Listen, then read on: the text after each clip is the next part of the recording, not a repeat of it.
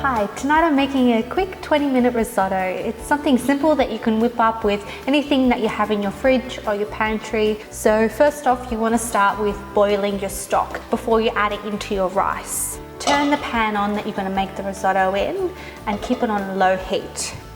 You want to add some butter in and let that melt away. So once your butter's hot and melted, you can add in your chorizo. So you want to cook the chorizo until it's got some color on it, then you can go and add your shallots or the garlic, whatever you prefer to use. And then here I've got 2 cups of arborio rice. And I'm going to add that into my chorizo and shallots.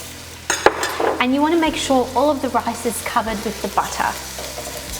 Once your rice has heated up, we can put in the cherry tomatoes. I'm going to use whole cherry tomatoes today.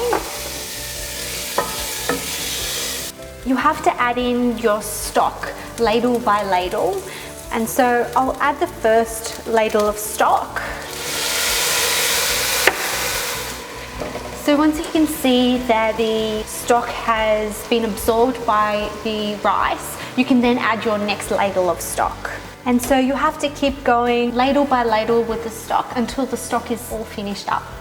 So make sure you stir in between adding the stock. Okay, this looks ready. So I'm going to finish it off with some salt and pepper.